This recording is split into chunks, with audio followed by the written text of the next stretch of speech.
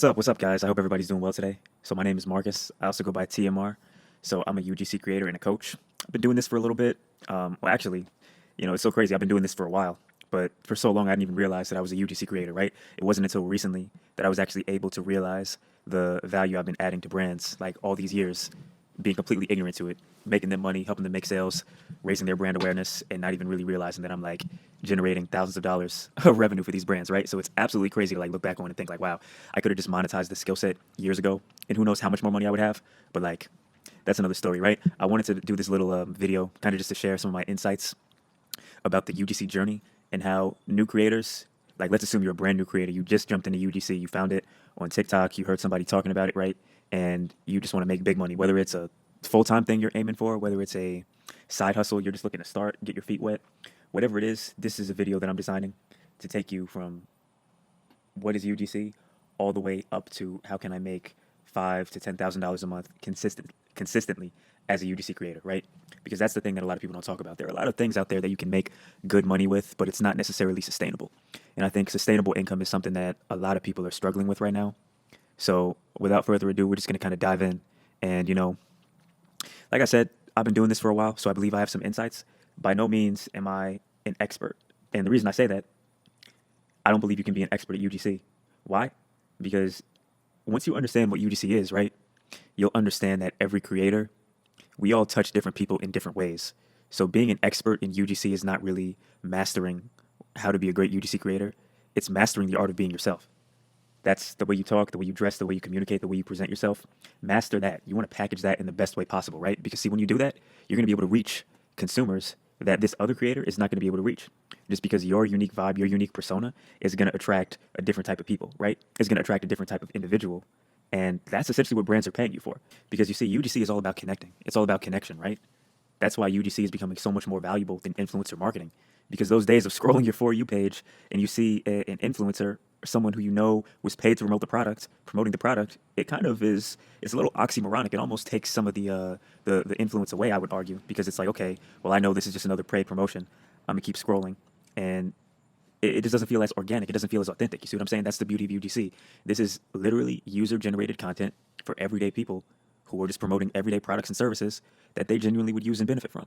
It's literally that simple. And I think when you wrap your head around that, you're going to understand it's okay to show up as myself, right? I don't have to mimic somebody else's personality. I don't have to mimic somebody else's vibe, somebody else's energy. I can just be myself.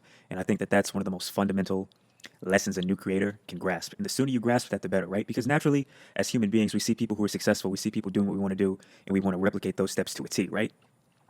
In UGC, yeah, there are certain things you can take from other creators, but you want to be your own man or your own woman. You really want to be your own person because that's going to bring something unique to the table, and that ultimately is what brands pay you for.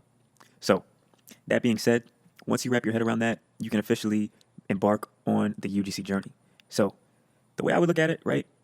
The journey, it comes in many different levels, I would say. Because see, first and foremost, I think all the information, the potential, the thought of getting free trips, traveling, all these things, it's so exciting and it's so overwhelming, right? You almost don't know where to start. So I think breaking it down into baby steps and understanding the different stages that a UGC creator goes through is so essential to having success, right? So first and foremost, number one, getting that first deal, right? I think that's the main all that early legwork from building your portfolio, learning how to make strong videos, coming up with a contract, negotiating with the brand, getting paid, all that just goes into your first deal. Let's call that stage one, right? Stage two can be getting to that like I'll say $2,000 to $5,000 range. You know what I'm saying? Where you maybe get some one-off deals here and there, but it's not necessarily the most consistent income, and you still have to put in a lot of legwork to kind of get that money. And then stage three, I'll say that's $5,000 to $10,000 plus. That's when you're successfully scaling. You have some consistent income to fall back on, whether it's in the form of monthly retainers, whatever. You see what I'm saying? Those are the three stages that most creators tend to go through. And today I'm going to do my best to walk you through the ways you can go through each of those stages as smoothly as possible. So number one, the journey of a new UGC creator, right? When you're starting out, you have that initial excitement because it's like, wow, I see people making more money than I'm making in my 9 to 5, and they're doing it from the comfort of their own home. They're making videos for their products. It's very easy to get caught up in the glamour of it in the beginning stage, right? That's usually why most people jump into UGC because of that initial novelty. But I think it's important to go into UGC with some realistic expectations, right? Because if you have this novelty and this amazing expectation that it's going to be a walk in the park, the second you hit your first hurdle, even if it's the most minor of hurdles, you're going to be very discouraged and you're going to feel like, man, this isn't for me, because you were expecting just this walk in the park. You know what I'm saying? You were expecting to walk down easy street. Now the slightest bit of resistance, that's all it takes for you to just lose your mind and feel like, oh, this isn't for me. I'm giving up. Important expectations, setting realistic expectations from the beginning is so essential. You see what I'm saying? And that is what's going to allow you to push through those difficult times where you feel like, man, things are slow. I wasn't anticipating these issues. I wasn't necessarily as prepared for this as I would have liked to have been. Those realistic expectations, it's such a game changer in your mentality. You know what I'm saying? Because this is like running a marathon. This is not a sprint by any means. It may look like a sprint, but it really is a marathon. Now, see, the thing, those early roadblocks can come in a lot of different ways, and I think it's important to anticipate them. Sometimes, I'll be honest with you, the most likely occurrence in the beginning, you're going to pitch brands and you're not really going to get responses. Because let me tell you something, learning how to pitch correctly, that's an art in itself, just like creating strong UGC videos, right? When you're creating strong videos, you basically want to follow what's called the direct response formula. So that essentially just means a video that's going to elicit a response from the viewer, right? So you want to have a strong hook. We all know about hooks. That's like your first 3 seconds of the video. You can do something to really capture your viewer's attention and entice them to stay for the duration of the video, right? Great thing about hooks, they come in a variety of ways. You got the visual hooks, something crazy, something maybe even disgusting on camera. That's going to be like, it's like a bad car accident. You can't look at it, but you can't look away, right? You got visual hooks, you got audio hooks, they could be sounds, you could have text on screen hooks, so many different kinds of hooks, right? You have those hooks that are going to capture your viewer and get them to stay for the remainder of the video. So for that remainder of the video, that's typically where you're going to have your problem, your pain points that you're calling out in your viewer, right? The issues they have, their problems, their fears, the things that they need solutions to.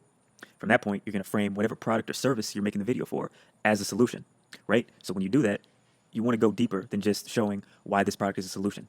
You want to get into what are called the unique selling points. So the unique selling points are basically just the factors that distinguish that product from all the other competitors in the same niche, right? So if I was going to be like, hey, I got this bottled water, right, that has XYZ qualities. Bottled water is good for whatever, whatever, whatever, right? We know the general benefits of bottled water. But what makes this specific bottled water better, right? Those are unique selling points. Those are the things that you want to touch on when you're making your UGC videos. And then, of course, you want to end with what's called a strong call to action. So a call to action is just something like, click the link below to place your first order. You get 10% off using my code, right? Anything like that that's actually encouraging viewers to take action. You're telling them to do something, right? That makes such a difference because you see, strong creative videos, a lot of times, videos that answer a problem, a solution, and have a strong call to action, they may have a weak hook, right? And if the hook is weak, your viewer didn't stay to watch the amazing video, right? On the flip side, you could have an amazing video, strong hook, problem, solution, everything, but then there's a weak call to action. So you've built up all this anticipation, right? But people don't know where to go next with it. That's why all these components of a video are extremely, extremely essential, right? So let's say you've put the time in to learn that. You've created good, strong videos for your portfolio. A lot of times, the first hurdle people will run into is just pitching brands. So where to find brands to pitch, or more importantly, how do I pitch them once I've identified them? You want to approach your pitching the same way you approach creating videos, right? Strong hook. That means a subject line that's actually going to make the brand open the email. The individual you're reaching out to, you want to have a strong subject line that's actually going to encourage them to open the email, right? Because think about it, you're competing against all the other people in their inbox who are trying to secure UGC deals as well. Not just UGC deals, whatever inquiries they may have, you're competing against all these other people, right? So you got to have a strong subject line that's going to encourage them to open the email. You also want to make sure in the email that you're focusing on the brand more than yourself, right? That's the most important thing, because I feel like it's a tendency of us as human beings to want to sell ourselves, talk about ourselves, right? What we can do, how great we are, et cetera, et cetera. But you have to understand, the brand doesn't care about you. The brand cares about making sales, right? They want a creator who's going to make them sales. That means you're talking more about them than you're talking about yourself. Oh, I noticed these things are doing well. You may be stunning your growth in these areas. I noticed this area for improvement. I noticed this untapped demographic that you're missing out on. Here are some ideas I want to present you with of things that you could do to expand your brand reach, right? To increase brand loyalty, to increase brand awareness. All these things, you want to make sure you're taking the focus on them more so than yourself. And when you have that mental frame shift, it is such a game changer, right? Because now you're not going to be focused on selling yourself. You're going to be focused on helping them get better. And that is how you sell yourself, right? You're adding value to them. And you're doing it without talking about yourself, without talking about your credentials, without talking about me, me, me, me, me. It's about them, right? And that's what's going to make them want to bring you on board and include you in projects. Once you learn how to craft those strong emails that brands are actually going to want to open and respond to, from that point, it's just a numbers game in the beginning while you're pitching. You see what I'm saying? There are two main ways you can pitch. Well, I'll take that back. There are two main ways to attract brand attention. There's outbound pitching and inbound pitching. So outbounds are essentially what people typically think of as you find a brand you want to work with, you get their email address, whether it's through Instagram DM or on their page or whatever, and then you send them your cold email pitch, right? That's typically outbound pitching. Inbound pitching is if a brand finds you. So let's say you've posted an example of your past work on Twitter or TikTok and they came across it and they're interested in working with you, right? That's an inbound pitching, which is a completely different game altogether. There are a lot of ways you can attract inbound deals, but for now we're going to focus on the outbound pitching, right? Because that's what's in our control most. I can control sending out 100 pitches per day, right? But I can't necessarily control if 100 brands are going to reach out to me in a given day, right? So in the beginning, you want to be that go-getter who is trying to create opportunities rather than waiting for them to be presented to you. So, like I was saying, you feel a lot of times people hit that initial hurdle of feeling overwhelmed, like, man, there's so many brands out there. How am I going to reach out to them? How am I going to pitch them? How am I going to get them to, how am I going to craft pitches that they want to open and email an adequate number of brands per day? You have to understand it's all about baby steps, right? Because that first pit of despair, I call it, tends to kind of stop people from starting. They pitch 2 or 3 brands, they don't get a response, they think it's not for me. They feel demoralized, they feel like it's a waste of time, they feel like it's never going to get off the ground.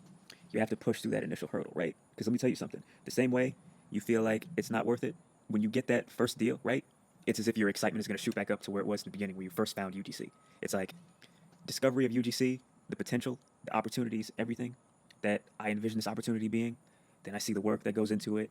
Maybe I've even gotten rejected, I've gotten ignored, et cetera, et cetera. I'm down here, I'm losing interest. Oh, first deal, my interest is way back up here. You see what I'm saying? You kind of just have to ride those waves, and that's what's going to take you through to those first couple of deals. So that's the most important thing I would say for creators from a persistence standpoint. You just have to be realistic about the fact that you are going to face the hurdles when you're on the journey in the beginning. But let me tell you something, that reward, it makes it so sweet. And the crazy thing is, like, once you get that high of that first deal, there are going to be some more hurdles. Man, I'm only getting one-off deals. I'm only getting deals every couple days or every couple weeks. It's not consistent. Oh, wow, a monthly retainer, right? Now the high is back up here. You see what I'm saying? It's all part of the process of being a new UGC creator. You have to understand these waves that a creator goes through, though. It's so essential. The best thing you can do as a creator is brace yourself for the realities of what the UGC road looks like. Because while it is easy work, it requires a level of consistency, focus, and dedication that honestly a lot of creators I feel like just don't have. But the great thing about it, those are traits that you can develop, right? You can develop the trait of being persistent. You can develop the discipline to ride something out for the long term, even if you feel like you're not getting results. This YouTube channel, I'm starting this from scratch. I have other channels that I've successfully grown to like millions of views, right? Thousands of subscribers, whether it's on YouTube, Instagram, TikTok, whatever, right? Multiple platforms I've had success, but this is a new venture for me. Because I'm used to the ups and downs of the journey of building on social media, building a brand, I'm equipped mentally for the struggles that are going to go with building this new YouTube channel, right? I think it's very important that new creators have realistic expectations of what they're getting themselves into. If you can mentally prepare yourself for this ride, I guarantee you're going to find extreme success. It's literally because at that point, it's not even an issue of your mentality. It's just a matter of going through the motions, taking the small actions every single day.